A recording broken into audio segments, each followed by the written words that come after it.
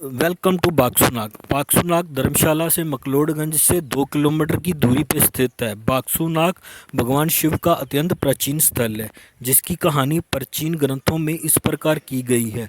द्वापर युग के मध्यकाल में दैत्यों के राजा बाक्सू की राजधानी अजमेर देश में थी। कहते हैं कि राजा बाक्सू के प्रदेश में एक बार देर तक वर्षा न होने के कारण भयानक सूखा पड़ गया। प्रजा में त्राही त्राही मच गई, तो प्रजा ने मिलकर राजा बाक्सू से निवेदन किया कि तत्काल कहीं से पानी का प्रबंध किया जाए। यदि ऐसा ना हो सका तो हम लोग इस स्थान को छोड़कर किसी अन्य स्थान पर चले जाएंगे।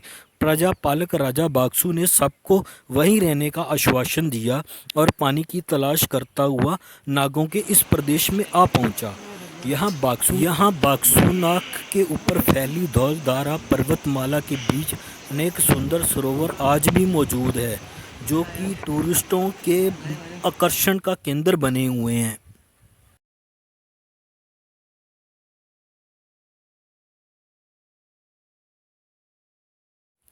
बाक्सूनाग से लगभग 18,000 फीट ऊंचे धौलधर शिखर पर राजा बाक्सू को एक सरोवर लहराता हुआ दिखाई दिया, जिसे नागडल नाम से जाना जाता है। उस एकांत सरोवर का जल मायावी बाक्सू ने अपने माया द्वारा कमंडल में भर लिया और वापस लौट चले।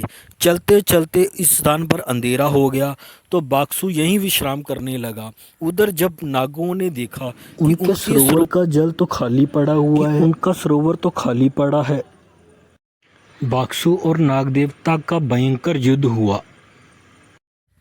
उस युद्ध में कमंडल का जल नीचे गिर गया, तो तब से आज तक निरंतर जल धाराओं के रूप में प्रवाहित होता चला आ रहा है। युद्ध में नागों ने बाक्सू को परास्त कर दिया। वह समझ गया कि नाग भी भगवान शंकर के ही स्वरूप हैं।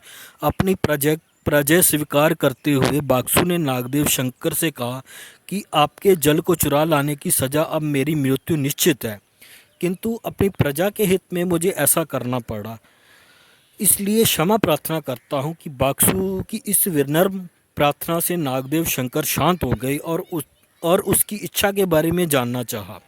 असुरराज बाक्सू बोला कि प्रभु, यदि आपके हाथों में मेरी मुक्ति हुई तो इसलिए आपके नाम के साथ साथ मेरा नाम भी अमर रहे, ऐसा कुछ उपाय कीजिए। कहकर बाक्सू ने प्राण त्याग दिए। इसके बाद नागदेव ने उसके प्रदेश में वर्षा की और जल के अनेक स्रोत बहा दिए, और फिर अपने नाम के साथ उसका नाम जोड़कर उसे सदा सदा के लिए अमृत प्रदान कर दिया। तभी इस स्थान का नाम बाक्सूनाग प्रसिद्ध हुआ। नागदेव अपने आराध्य शिव का रूप धारण कर यहाँ प्रकट हुए। इस मंदिर में उनका स्वयंभू लिंग बागेश्वर नाम से स्थित हो गया। स्वयंभू का अर्थ है जो स्वयं प्रकट हुआ हो। कालांतर में यहाँ के राजा धर्मचंद्र को भगवान बागेश्वर ने अपने सपने में अपने यहाँ होने की सूचना दी।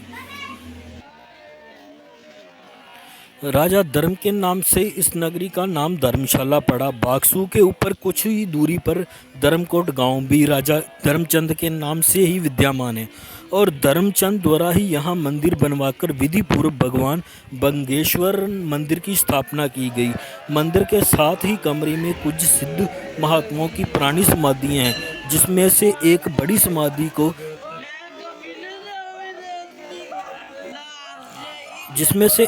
समाधि को किसी सिद्ध ने अपने जीवित रहते ही बना लिया था। इस सिद्ध पीठ पर कुछ निष्ठापूर्वक यदि कोई साधना उपासना करता है तो भगवान बाक्सूनाथ उसकी सभी संपूर्ण मनोकामना पूर्ण करते हैं। मंदिर के नीचे